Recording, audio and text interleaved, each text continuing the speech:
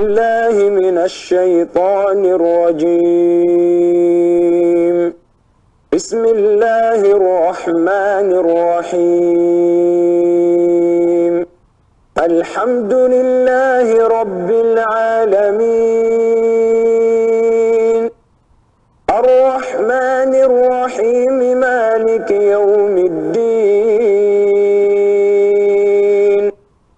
إياك نعبد وإياك نستعين اهدنا الصراط المستقيم صراط الذين أنعمت عليهم غير المغضوب عليهم ولا الضالين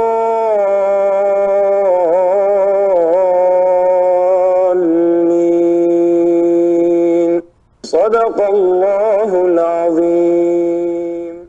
Consonne B et N. Ça, elles se ressemblent. Quand je l'enseigne aux enfants, je leur dis que c'est des sourires avec un point en bas pour le B, un point en haut pour le N. Puisque le point en bas, c'est une consonne qui s'appelle B, juste pour dire bas. Ça aide les enfants à se rappeler de l'association d'être faite avec ces deux-là.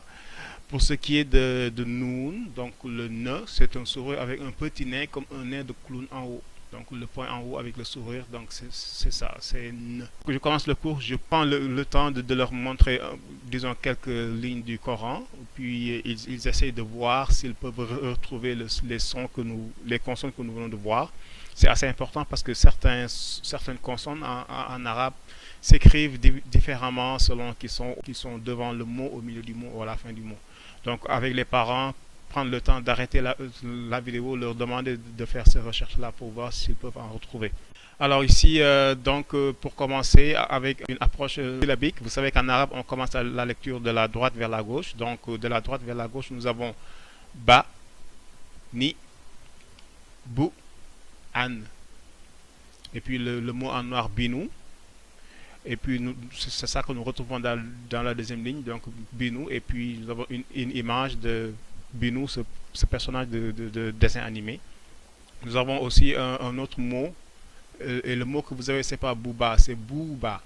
Alors, Bouba, on l'écrit en deux mots parce que le waw est ce qu'on appelle une lettre orpheline. On ne peut pas accrocher d'autres consonnes après le bou. Donc, à la place de Bouba, nous avons Bouba, mais c'est un seul mot. Et vous avez l'image de Bouba et Fresquette, donc c'est des personnages de dessins animés que certains enfants connaissent. En tout cas, les parents les connaissent bien. Ensuite, le mot suivant, c'est Annie. Annie, donc Annie. Ensuite, j'ai Babou-An. Ok, Babou-An, si on les met ensemble, ça va faire Baboun. Ensuite, pour voir des mots beaucoup plus compliqués, nous avons Al, qui est en gris, c'est l'article Al, le ou la ou les. Al-Babou. Nous avons le A avec un alif qui l'allonge, donc Al-Babou. Et le mot en dessous, c'est Baboun. La différence entre le mot sur la première ligne et la seconde ligne, c'est que pour le premier, nous avons Al qui commence le mot et la voyelle finale, c'est OU. Alors que sur la seconde ligne, nous avons Baboun, donc on n'a pas de Al, donc le Al n'est plus là. Et à la place du OU, nous avons UN. Donc Al-Babou, c'est la porte, Baboun, c'est une porte. Ensuite, ici, nous avons Abi, nous avons le A avec le alif et le Bi avec le Ya qui l'allonge. Abi, ça veut dire mon père. En arabe, quand on dit mon père, le mot va se trouver à la fin du mot. Donc on va dire Abi. Al-Ikhlas, ça veut dire la sincérité, donc dans la pureté dans la pratique, la sincérité. Donc ici, la première ayat de la sourate Qul hu Allahu ahad, c'est quand l'ange Gabriel disait au prophète Mohammed sallallahu alayhi wa sallam, donc de dire aux gens, donc il lui dit Qul, dit, huwa, lui, Allah, Yallah, Dieu, ahad, est unique. Donc dis-leur que Dieu est unique.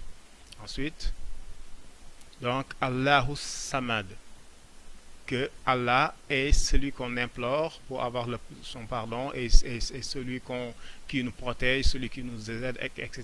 Donc ici, nous avons Allahu, mais en arabe, des fois, le mot est, il est sous-entendu. Donc Allahu, Dieu, Samad, c'est celui qui nous protège, pour simplifier quand on parle aux enfants. Lam yalid wa lam yulad. Ici, on se rend compte que nous avons lam deux fois. Lam, c'est une négation. Ensuite, nous avons un yalid et yulad. Yalid, c'est le mot engendré. Yalid, engendré en tant qu'action qu'on subit, et yulad, engendré en tant qu'action qu'on fait. Donc, yalid, passif, yulad, actif. Et le wa, c'est un est. Lam yalid wa lam yulad, il n'a pas été engendré et il n'a pas engendré. Et pour faciliter ça aux enfants, il n'a pas de parents, n'a pas d'enfants. Ensuite, pour le dernier, walam yakul lahu kufuwan ahad. Alors, donc, nous avons le wa qui revient, ça veut dire est, le lam qui est une négation, walam, yakun, être. Et là, j'ai mis le noun, je l'ai mis en rouge parce que quand on le prononce avec le tajwid, on ne va pas dire walam yakun lahu. Le ne et le, quand on les prononce, c'est des sons très proches, donc ce qui fait que le ne va venir s'assimiler au le. Donc walam yakul lahu, donc walam yakul lahu, il n'est pas lahu pour lui, kufuwan, d'égal, ahad quelqu'un. Donc la syntaxe inférente, donc il n'est pas pour lui quelqu'un d'égal. Que les enfants se rappellent un peu du sens, on essaie d'associer des gestes à chaque ayat. Et puis donc ici, quand je dis Bismillahirrahmanirrahim, je leur demande de se frotter les mains, comme quand on se lave. Et puis quand on se lave les mains, comme pour manger, je dis que oui, avant de manger, il faut dire Bismillah. Donc le fait de dire Bismillah, c'est comme si je me lave les mains. Allahu ahad, donc je lève le doigt pour dire qu'Allah est unique. Allahu samad, je me frotte les épaules comme pour me réchauffer, pour dire que c'est lui qui nous vient en aide. Lam yalid wa lam yulad, pour lam yalid, je forme un gros ventre pour dire que, disons qu'il ne vient pas du ventre de quelqu'un. Wa lam yulad, je mets mes mains en bas et je soulève mes mains en même temps. Donc pour dire qu'il n'y a pas aussi quelqu'un qui l'a aidé à grandir. Et puis, walam yakul lahu kufuwan ahad, là je pose mes deux mains au même niveau et je les soulève l'un après l'autre, juste pour montrer qu'il n'y a pas quelqu'un qui peut rivaliser de grandeur avec Allah.